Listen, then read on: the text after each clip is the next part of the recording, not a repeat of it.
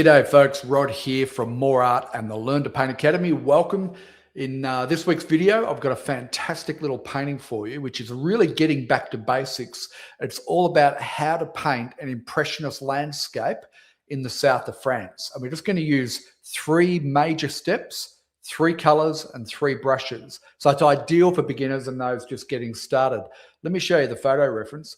This is the photo that I took in the south of France in Provence. We were out there looking for the lavender fields and I came across this beautiful sunlit little scene. Snapped off a few photos, and as you can see, it's just a magic little setup to learn how to paint a real beginner style landscape painting with that sort of magic atmosphere you get in the south of France.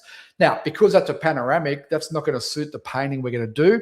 I'm using a 16 by 20 inch canvas. And so what I did is I went into Canva, and you could use any photo editing software like Photoshop, etc. And I just set the canvas to 16 by 20 inches, same as the canvas I'm going to paint on, and just rearranged the photo and cropped it out and so on to suit the canvas. And so this is the photo reference that I'm going to use in this painting project for you here today. We're going to use what I call the More method of painting. It's what we teach at the Learn to Paint Academy. I've taught this approach to painting to thousands of people all around the world, and we've got hundreds and hundreds of testimonials from our students on our website at more.art. Go and check it out. But basically, the More method of painting is all about simplifying the painting process right down. If you're a beginner, you're just getting started, or maybe you've been painting for a while and you're a bit frustrated with your results, pay attention, because what we do is we simplify the whole process down. So the More method of painting is primarily about making everything easy and simple for you. We're just going to follow three major steps in the painting process. We're going to use three colors plus white, and we're going to use three brushes. Doesn't get much easier than that, right? Now you can go and learn more about what we do at the Learn to Paint Academy by going to www.joinltpa.com, and you can see all about what we do there. So let's just take that one step further. Our three-step painting process, right? Step one, we're going to identify the big shapes in our painting reference. And then step two, we're going to block in the values and temperature within those big shapes. And then step three will be all about modeling and refinement, pulling the whole painting together. So I'll walk you through each of those steps. We're going to use three primary colors as our basic sort of color palette. One of the things I find with beginners is they overcomplicate the colors that they need.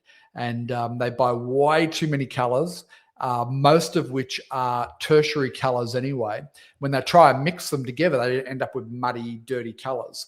And so what we're going to do is get right back to basics, right? We only need three primary colors, and we're going to do 80 to 90% of our painting with those three. So I'm going to use ultramarine blue, alizarin crimson is our red, and yellow ochre for our yellow, which is a dirty, earthy color, ideal for landscapes and seascapes, and titanium white. Okay, so we've got three colors plus white. And then right at the very end, I'll use what we call a booster color, which is, comes in right at the end, maybe 5%. And I'm going to use a cadmium yellow light just to boost up the greens and so on in the process.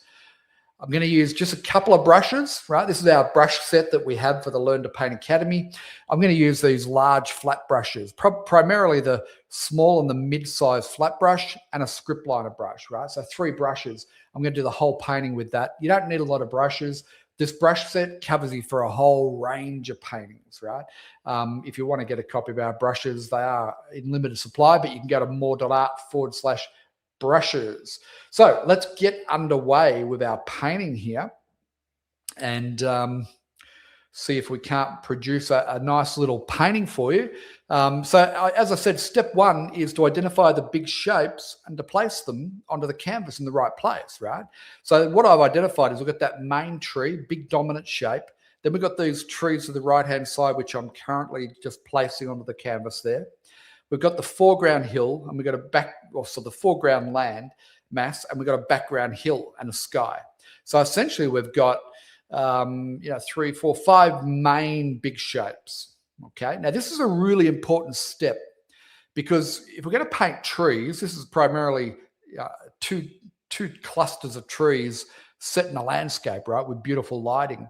If we're going to paint those trees and have them look like trees, then at this very point where we're placing those shapes onto the canvas, we have to get the silhouette right, the outline shape right of the tree. If we don't have it looking like a tree right now, at this point, it's going to be difficult to make it look like a tree later on. So this is our first step. You know, a lot of people ask me, oh, how do I paint trees? You do trees so well. Really, it's just a process to follow, right? Step one is to make sure you get the shape of the tree right and put it in the right place. Now, there is a little field in the background there. We'll just make a little indication of that. And you can see there I'm using a small flat brush, right? And I'm using long handle brushes. I designed our brush set to have long handles so I can hold them at the end. And that gives me more of an impressionistic, looser approach to my painting. It stops me from painting tightly, right? And the hairs on those brushes are synthetic hairs, which, they're ideal for painting with oils or painting with acrylics. So either one. And I've just mixed up my blue, my red, and the yellow, and I've made a little gray, bluey gray tone, right? Not too dark, not too light. And I'm just using that to place my shapes. And again, I'm just looking for those half dozen big shapes. The land in the foreground, the sky, background mountain would be 3, main trees 4, and then the secondary trees 5. And if you want to include it, that little field in the background, that's 6, right? 6 big shapes. And one of the things I find with beginners starting out painting is that they pick subjects that are just too complex for them, right? They pick subjects where there's 25 shapes and it becomes too hard. When you're starting out, just focus on half a dozen big shapes. Now, what I'm doing now is step 2 of our Moore method of painting. I'm now that I've finished step 1, our drawing, I'm now doing step 2, our block in. And when I block in, I always work on values and temperature in the block in, right? And so this first step is to identify our darkest dark and then block that in. So our main tree is our darkest element in this painting. So I'm going to start there and I'm going to work with my darkest darks and I'll paint to my lightest lights, and the lightest light being the sky, right? So I've got a mid-size flat brush and I've mixed up my ultramarine blue, my alizarin crimson, and my yellow ochre. And there's no white in this mix, okay? So I'm just going to block it in. And I'll vary this mix a little bit, push the temperature around a little bit more yellow or a little bit more blue, just to get a bit of variety. And the other thing to note, I'm painting this in oils, but exactly the same process applies if you're painting with acrylics, is that I'm thinning the paint down. I'm using a solvent to paint, to thin it down, right? This is one of the big keys with oil painting. 2 things. Always start with thin paint and progressively work thicker, okay? And then the other thing is always start with your darks, which should be the thin, and then work to the lights and put lights over dark. Don't try and put darks over light. I mean, you can, but it's much easier to put light over dark. Now you can see I've gone to this secondary tree here, and I've changed the tone slightly. What I've done is I've lightened the value off a little bit by adding a bit more white, so it's a little bit lighter in value. And I've also cooled the temperature down. I've made it a little bit more leaning towards the blue, okay? And you can see I'm just trying to get the outside edges of the trees there. Got to have our trees looking like trees right from the start, right? Now, as far as the photo reference goes, I'm a great believer in not being a slave to the photo. I use the photo as a launching pad and a starting point, right? So the photo to me is going to inform what we're doing in the painting, but ultimately I'm doing a piece of art. And so I might vary from the photo if I feel like it, right? Now I'm going to do the background mountain to hillside, right? And I'm going to treat it differently from how you see it in the photo because there's a lot of clutter in there and I want to simplify. So what I'm doing is I'm going to go to a much cooler value, more blue, and it's going to be lighter because it's further away in the distance. As things move into the distance, they lighten up in value, right? And so I'm going to put this cool light value in for the background hill there, okay? And we'll just work this in. Now, at this point, while we're doing step 2 of the Moore method of painting, we're blocking in value and temperature, right? It's not just blocking in, it's getting our values pattern correct and our temperature right. cool colors in the background, warm colors in the foreground, right?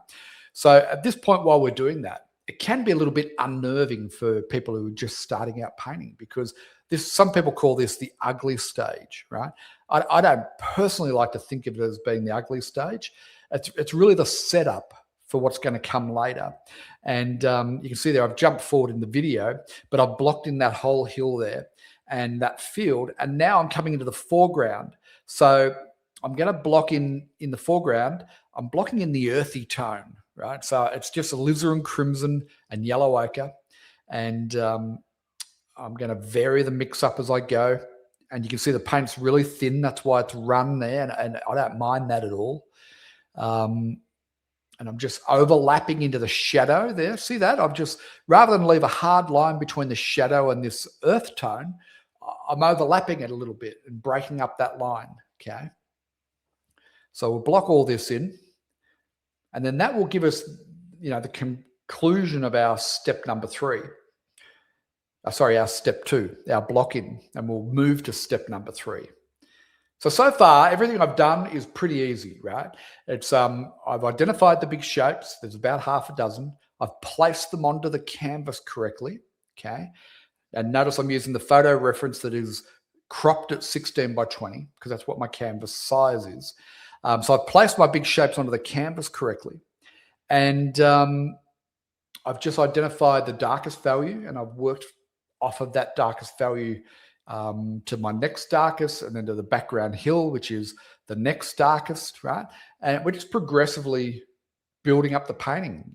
This is the early stage. We're blocking in and getting rid of the white canvas.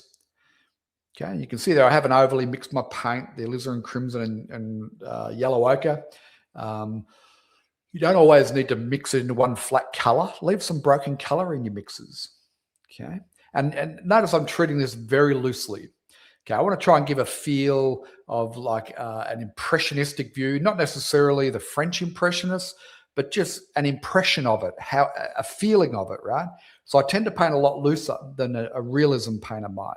I like to abstract things to a degree, right?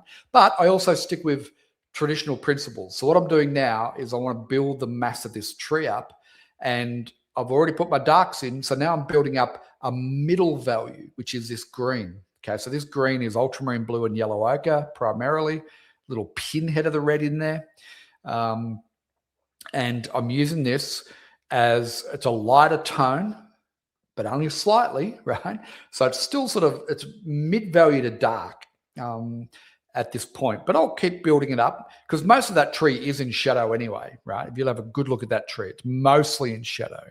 But I want to show some of this mid-value because it creates the form of the foliage, right? And gives the tree volume and form. You always have to remember we're trying to paint three-dimensional objects on a two-dimensional surface. So we have to use some understanding of aerial perspective and so on. Okay, so you can see the light's coming in from the right-hand side through the painting.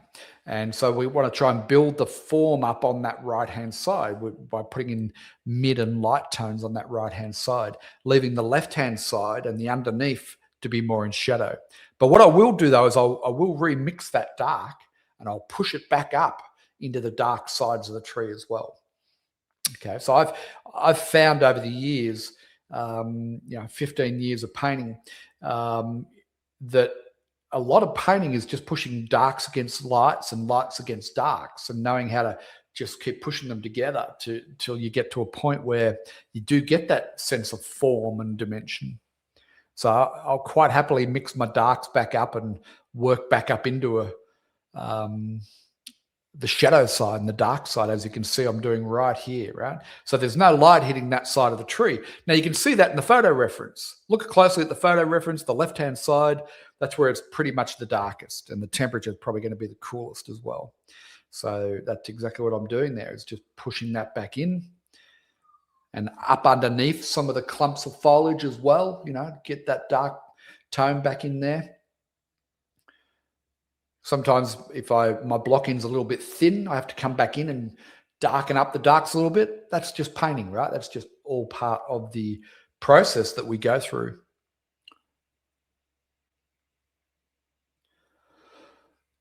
You see there, I'm remixing the paint. And every time I remix the paint, it's a slightly different variation, which I think is good. Some artists like to mix up all their colors they're going to use for the entire painting into a whole lot of puddles on their palette. And, that's good if that's what you like to do. But I like to keep mixing paint and getting slight variations and subtleties. Right? So you can see now I've moved to this tree that's back a little bit in distance. And I've also lightened the value, and it's a little bit more of a grey green, right? So it's gonna feel like it's a bit further away. And we're just, again, building up mid values on this tree. Okay. Now, biggest mistake I've seen after teaching hundreds and hundreds of students in one-day workshops, we get to this point and they start putting these mid values and highlights on, and they do the side like I've just shown you there, but then they keep painting and they paint out all their darks, right? And then so you lose the form when you do that. So try and exercise a little bit of restraint. Okay, and you can see there I'm using the edge of the brush, I'm twisting the brush around, getting different patterns with the way I use the brush, different brush marks, because I want that variety in there. Okay, you don't want to just use one static brush mark for the whole thing. You want to get that variety and interest in there, right? Lots of different ways of mark making in there. Especially if you're painting looser, more impressionistic style, which is basically what my whole thing is, right?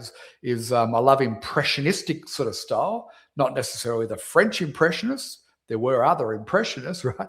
But it's more about creating an impression of a scene rather than trying to be like the French impressionists. It's just creating my own impression of a scene. And that's why I'm never a slave to the photo. I won't paint everything that's in the photo. I'll just use it as a starting point. That way it's my interpretation, right? It's my feel, my emotional response to the scene. Or as Shazam would say, my sensation of the scene, right? So I'm just building back up the distant hillside a little bit there. Don't have hard edges along the top. Keep those edges broken and little treetops and things like that in there. I'm also using that background color just to push into the tree in front of it, and you can reshape your trees in front there, right? So now I jump to the sky. The sky, I'm just using alizarin. No, I'm not. I'm using ultramarine blue and titanium white. It's going to be darker on the left-hand side. Top corner of the left-hand side is going to be the darkest part of the sky.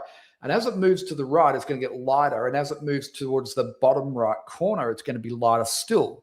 And the reason is because the sun is over on this right-hand side coming through the painting, right? So the closest point to the sun, or the source of light, is going to be the lightest part of the sky. Now, if you're just starting out, don't worry about that too much, right? There's basically two gradients to a sky. Dark at the top, it gets lighter towards the horizon, okay? But then it also gets dark on one side and light on the other side based on the position of the light source. If that's too complex and you're just starting out, don't worry about it. Just try and get a gradient from top to bottom, lighter at the horizon, darker at the top. And then you can work on developing your skies from there. You see that I'm just clipping into around the tree. Now, I'm using thicker paint. I haven't really thinned this paint down too much now that I'm into the sky, because I know that when I put the sky on, I'm going to be touching up against some of the other elements here, like the tree and the mountain. And so I'm using thicker paint because I know that those previous layers, I've used a thinner paint, so I can touch into those areas without creating too much of a mess. Now, the thing with oil paint, of course, you just have to paint a lot of paintings and get a feel for it. Once you've got a feel for it, it becomes a lot easier. If you're doing this with acrylics, what I suggest is that you let the previous layer dry completely and then you put the sky in, right? Because then you're not competing with wet paint. But there's a lot of advantages painting wet into wet. So as you progress as an artist, you don't want to discount the value of painting wet into wet, just some of the edges you can get and some of the color bleeding that you can get. And if you learn how to control that, then you can create beautiful effects, right? A lot of beginners, when they start out, they always say to me, but why don't we paint the sky first? And there's a lot of different reasons. I'll explain them to you in another video. But basically, it's the wrong approach from a values point of view. So a lot of people who are just starting out, they have trouble getting, they understand intellectually values, right? Dark to light. But when they try and apply it, they have trouble getting it to look right on the canvas. Big part of the reason is because they paint the sky first, and they invariably paint the sky too dark. So just a little tip. Whilst this might seem challenging working around these elements, after you've done it a few times, it becomes a lot easier. Okay. And you'll get much, much better results with your painting. See, I'm using the full face of the brush. I'm pushing the full, face of the hairs against the brush, against the canvas. These brushes hold a lot of paint, which is what we want.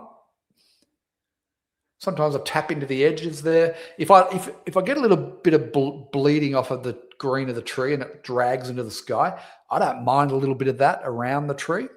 So you can see there, I'm just tapping away and just smudging paint, but I don't want to drag that out into the main part of the sky. So I will go and pull the brush through paper towel and sort that out before the next, as you can see, I'm doing in the corner there. So we'll just keep painting the sky, just taking our time.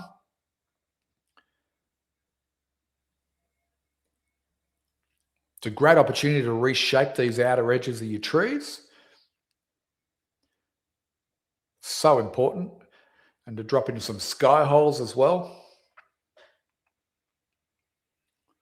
Okay, so we start out with big masses, blocked in masses, and then we start to break the masses up. We break up the edges to get the edges softer and lighter, and then we put in sky holes into the top of the trees.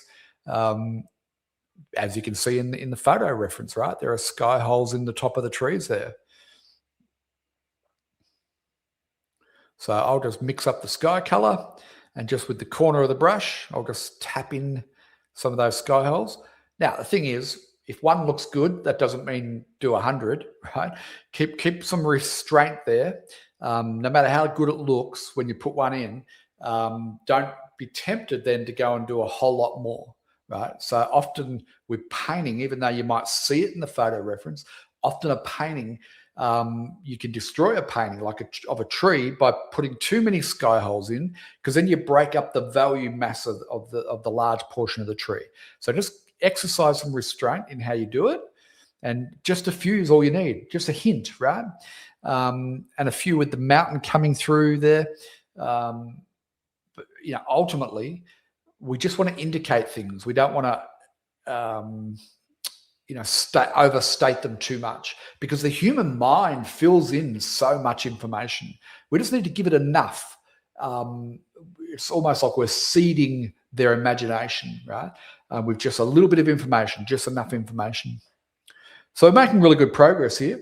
Our next step is now to get into the greens. Now I'm going to get a little bit abstract in the foreground here, because these grasses, if I try and paint every blade of grass, right, it's going to look a bit mechanical and a bit, I don't know, it's just not going to look right. And I want to try and keep this looser, slightly on the abstract side. So I'm looking at the photo and I'm seeing where there's different color shifts and so on, and then mixing up a variety of greens. My ultramarine blue with yellow ochre, and then with the cadmium yellow light, and I'm just getting variations on that mix. And I'm going to use the palette knife just to, just to drop in this color here and get some variety in there, right? So that's pretty yellow ochre-ish in there. We'll leave plenty of that underpainted field in there, right? Because that orangey earth tone, I think, works well.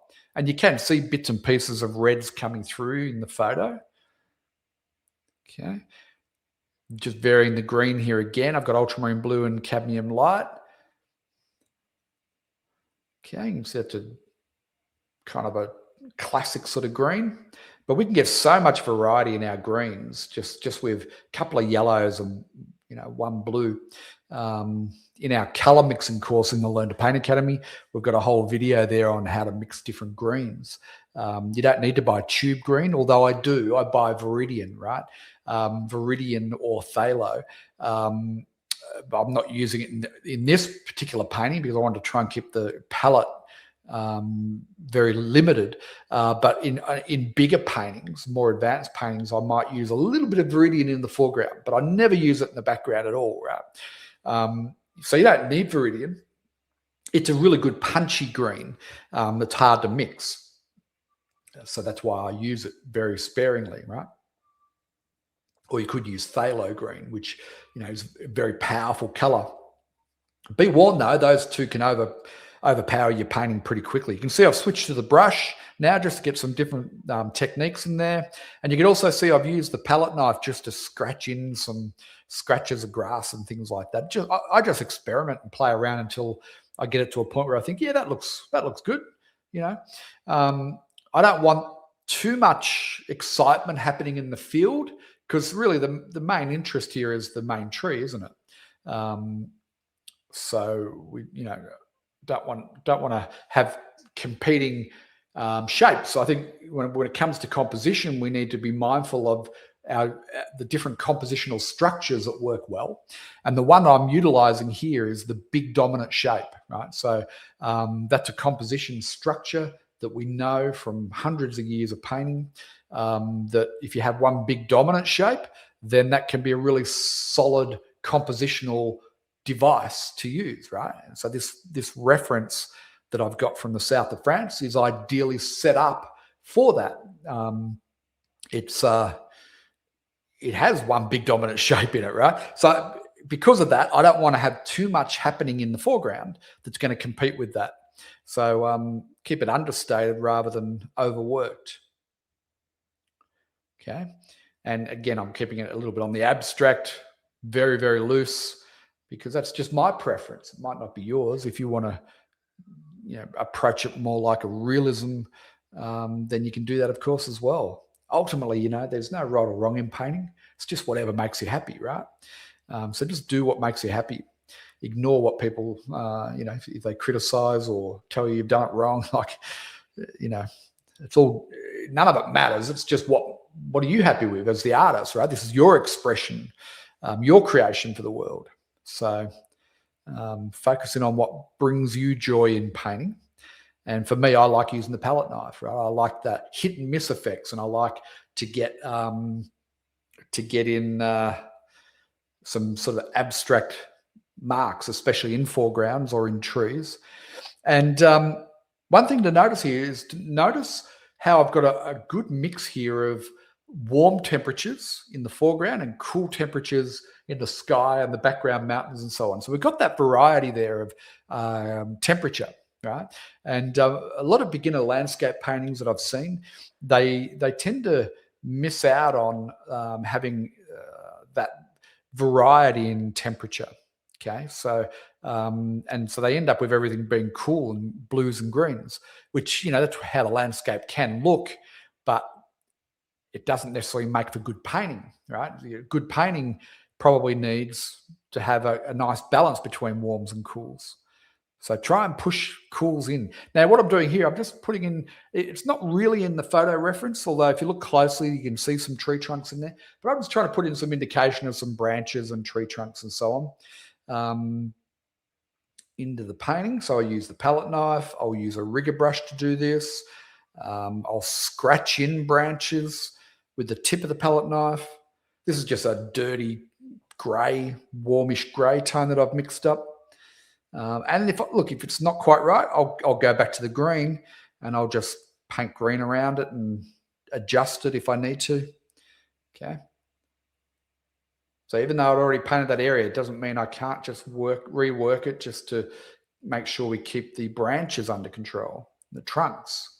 Okay. So just a little hint of them. Don't need to paint all of them in. In fact, I don't recommend painting all of it in.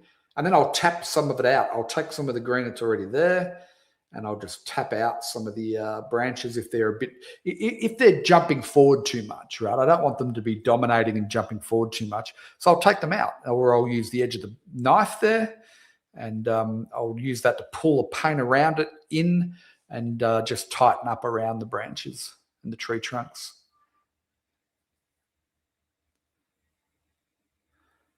Okay, smudging some paint in there just to soften it out. And, very quickly, this painting maybe took an hour, right? So it's very much a beginner painting. But very quickly, what we've ended up with is, a nice little representation of this scene in the south of France, in Provence. up near one of the lavender fields up there in the hills, and we've got a lovely little rendition. So if you can follow this and learn to paint this project, then you've got a really good start and grounding in how to paint any Impressionist landscape, right? And in future videos in this channel, we'll look at some of the greats like Monet and some of the Californian Impressionists and Russian Impressionists and the Australian Impressionists, right? We'll look at how they've approached their landscapes, and you'll see that, you know, it's obviously more advanced, some of the things they're doing, but what I've shown you here in this video is the starting point. It's, if you get a good grounding in what I've shown you here, then you can paint more advanced Impressionist landscapes as you progress. And so what I'm doing now is I'm really just in that refinement stage, you know, the end stages. I'm just refining out edges in the foliage, pulling it into the, you know, the foliage color back into the sky a little bit if I need to. I want soft edges there. I don't want hard edges in the foliage. You can have a few hard edges in your trunks and branches. Notice also there's almost no detail in this. Apart from a little bit of an indication of those branches and tree trunks there, there's almost no details in there. Or if there are, they've come as happy accidents, just from the way I've approached the whole painting, right? So I think one of the mistakes you can fall into when you start out painting is thinking that details are going to help you make the painting better. But there's no amount of details that you add to a painting that's fundamentally flawed, right? No amount of detail is going to fix it, because what makes a painting work is not the details. It's the basics, like, have you got a good composition? First of all, do you have a good subject? Are we painting a good subject? Is it compositionally strong? You know, is it a sound composition? And we know that there are certain compositional structures that work really well, which we, in our course on composition in the Learn to Paint Academy, I go through them, right? So do we have a good composition? Then have we got our shapes right? If we haven't got the shapes right, then we're in trouble, right? If they don't look like trees because the shape is wrong, then nothing you do with details is going to help. Pardon me. So we have to get the shapes right. And then have we got the right values structure and the right setup with the values and temperature? You can see there I'm just scratching in branches and things there. Yeah, so values and temperature. And then edges. Do we have the right edges? Is it hard edges everywhere, or is it, you know, too many soft edges? So edges are important. Edges is a bit more of an advanced concept, but, you know, edges are important. And then, you know, we start to get into some less, I shouldn't say less important, but considerations that would come after the basic things like composition and values, right? And what I'm talking about there is the way we make marks and apply the paint. You can see there I chose to make some fairly broad, abstract palette knife marks in the foreground there. That was a personal choice because I like that sort of style. The Russian artists, the Russian Impressionists, have a tendency to use much broader brush marks and palette knife marks. Sorry for kicking the canvas there, but there we go. There's a finished little painting, ideal painting for beginners, early stage painters who are looking to learn how to paint an Impressionist landscape in the south of France. Definitely one to have a go at. This will become a painting project within the Learn to Paint Academy. So if you're not currently a member of the Learn to Paint Academy, then you can go and check it out. We have what we call our full access membership. We've got over 75 courses in there. There's more than 200 painting projects. There's courses on all the fundamentals like composition and color mixing and values and brushes and palette knives, everything you can imagine. We do live painting challenges on a regular basis, and all the recordings of those are in there. Everything you can imagine is in the Learn to Paint Academy membership. I'll pop the web address for that in the description here in the video. So check out the video description. I'll put the link there for you. And I've also got a free ebook, which is called The Keys to Improving Your Painting, which we give away, and thousands of people have gone and got a copy of that. So the link will be in the description. I hope you've enjoyed this video. Leave a comment and tell me what's the number one thing that you took away from this video that's going to help you improve your painting. And also, what are you struggling with right now with your painting? If you let me know that, then I can create videos that are going to suit and help you even more in the future. Alrighty, thanks for watching Paint with Rod, and happy painting. Cheers for now.